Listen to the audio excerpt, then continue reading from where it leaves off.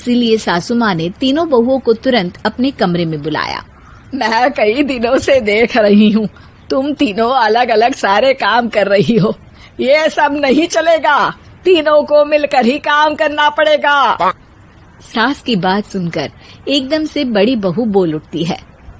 नहीं मम्मी जी, मैं इन दोनों के साथ कुछ नहीं कर सकती। मैं इस घर की बड़ी बहू हूँ, फिर भी ये मेरा कहना बिल्कुल भी नहीं मानती।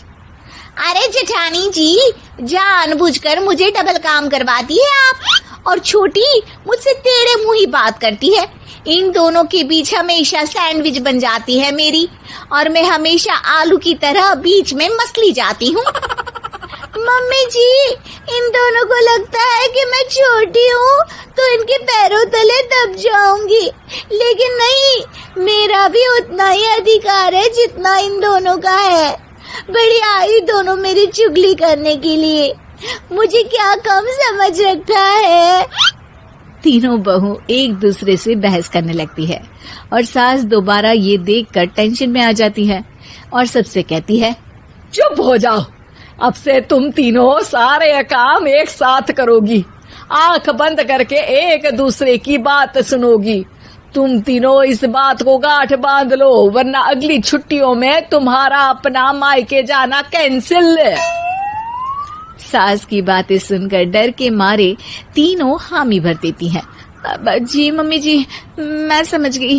हाँ मम्मी जी, जैसा आप कहें, आप जो कहेंगी मैं वही करूंगी। तीनों बहू सास की बात को गांठ बांध लेती है और वादा करती है कि अब से सारे काम वो तीनों एक साथ मिलकर ही करेंगी। ये सब देखकर सास खुश हो जाती है और वहाँ से चली जाती है। नीचे जाकर वो देखती है कि घर में शर्मा जी आए हुए होते हैं। सास जोर से आवाज लगाकर कहती है, अरे बहू, जरा चाय बनाकर तो लाना, शर्मा जी आए हैं। सास की बात सुनकर तीनों बहू तुरंत किचन की ओर भागती है और चाय बनाना शुरू कर देती है। मुझे तो एकदम मसाले वाली कड़क चाय पसंद है, तो हम शर्मा जी के लिए मसाले वाली चाय ही बनाएंगे। अरे नहीं दीदी, गर्मी के मौसम में मसाला चाय कौन पीता है? मैं तो शर्मा जी के लिए इलायची वाली चाय ही बनाऊंगी। ये कैसी बात कर रही हैं आप दोनों? मेरी मम्मी ने सिखाया है कि मेहमान को ज्यादा दूध और शक्कर वाली चाय देनी चाहिए, वरना वो घर वालों को कंजूस समझते हैं। तो मैं तो शर्मा जी को ऐसी ही चाय दूंगी। तीनों बहुएं अपने अपने तरीके से चाय में शक्कर, मसाला, पत्ती सब डाल देती है। उबलने के बाद तीनों मिलकर चाय बाहर लेकर जाती है और शर्मा जी और सासू माँ को देती हैं।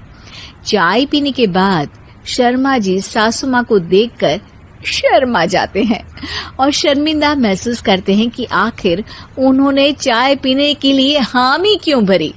सासू माँ भी चाय पीना शुरू करती है और कहती हैं, अरे बहू, ये कैसी चाय बनाई है? चाय है या मीठे दूध की बासुंदी? हाँ, चाय अच्छी नहीं लगी क्या? कोई बात नहीं, हम पराठा बनाकर लाते हैं। चलो चलो अंदर। हाँ चलो। हाँ, आती हूँ मैं भी। नहीं नहीं, मेरा पेट चाय ने ही चौपट कर दिया, वही काफी है। पराठे से पोपट नहीं करवाना, मैं तो चलता हूँ। शर्मा जी चुपचाप पतली गली से निकल जाते हैं। अगले दिन सास बहुओं से कहती है, अरे बहू, जाओ जाके ऊपर के गेस्ट हाउस की सफाई कर दो। कल हमारे यहाँ मेरे दूर के रिश्तेदार आने वाले हैं, तो पूरे कमरे को चमका देना, समझी? तीनों बहू सास की बात को मानकर ऊपर सफाई करने चली जाती हैं और तीनों कमरे की सफाई चालू कर देती है। बड़ी बहू मकड़ी के जाले साफ करती है, तो बीच वाली झाड़ू लगाना और छोटी वाली सर्फ डालकर जमीन धोना शुरू कर देती है। अरे दीदी, जेठानी जी, अभी मैंने पूरी फर्श धोई और आप फिर से धूल नीचे गिरा रही हैं। और मछली जेठानी जी, आप भी ना झाड़ू की धूल यहाँ छटक रही हैं। अरे तीनों को साफ करना है, एक साथ सफाई करते हैं ना। अरे वही तो, हम साथ साथ हैं, घर साफ साफ है। तीनों बहू ऐसे ही काम में उलझ जाती है और 2 घंटे तक एक ही कमरे की सफाई करती रहती है।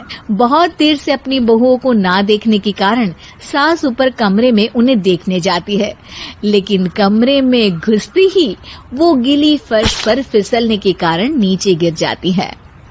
ओरी मोरी मैया, हड्डी मरोड़ के रख दी।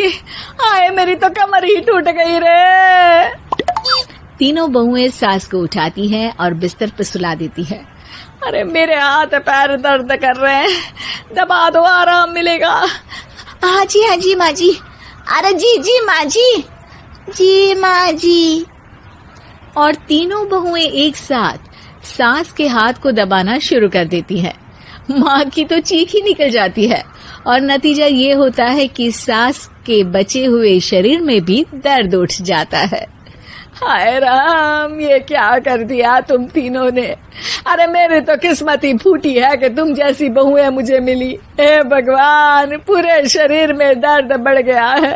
अब तो पता नहीं कि चल भी पाऊंगी या नहीं। माफ करो, मुझे गलती हो गई मुझसे कि तुम तीनों को एक साथ काम करने के लिए बोला।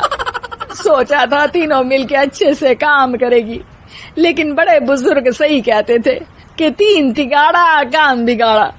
तुम लोगों ने ये बात ना आज साबित करके दिखा दी। तुम तीनों को तो समझाना यानी मानो भैंस के आगे बीन बजाना है। तुम्हें अकेले अकेले काम करना है ना, तो अब से तुम अकेले ही अपना अपना काम करो। तीनों बहुएं वहाँ से जाने लगती है। अरे कहाँ जा रही हो? आप ही ने तो कहा कि अपना अपना काम तो मुझे मुल्तानी मिट्टी लगानी है। अरे मुझे भी तो नेल पॉलिश लगानी है। मुझे ना मेहंदी लगानी है। सास अपना सर पीट लेती है और कहती है, अरे मुझे भी लगाना है कुछ। क्या माँ जी? क्या माँ जी? क्या माँ जी? तुम्हारे घर वालों को फोन, तुम्हारी हरकतें